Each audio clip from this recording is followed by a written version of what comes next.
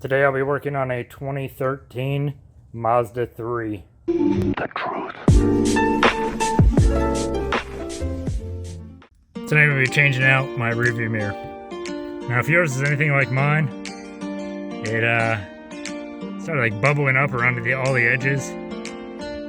Pretty nasty looking. It's smooth, but it's very nasty looking. It's hard to see out the back with it and everything like that. I can't even see the back now because I got the hatch up.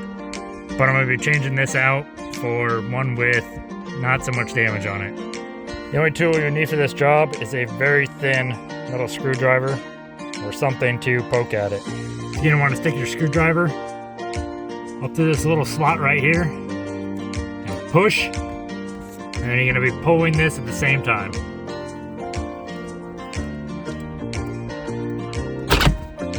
And just like that, the old one comes off.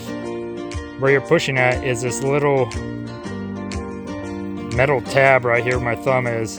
You're pushing on that with the screwdriver and then pulling this way at the same time. That little metal tab is what holds it in there.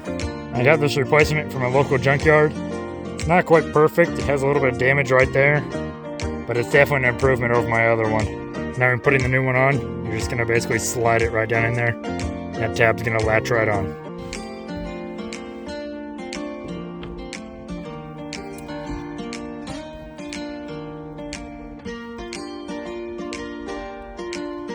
If you have any questions or comments, please leave them down below and I'll answer them as soon as I can. Thank you.